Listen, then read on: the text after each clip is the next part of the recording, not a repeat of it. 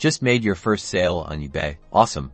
Now let's get it to your happy customer. First, gather your supplies. You'll need a box or mailer that's the right size for your item, bubble wrap or packing paper for cushioning, and strong packing tape. Carefully wrap your item to protect it from bumps and jostles during transit. Corners are especially important, so add extra padding there.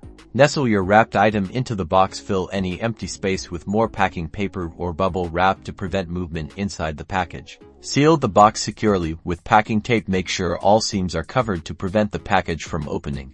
Now for the label. You can create and print your shipping label directly through eBay. This is usually the easiest and most cost-effective way. Log into your eBay account. Go to your sold items and select the option to print a shipping label for your order. Double-check that both your address and your buyer's address are entered correctly.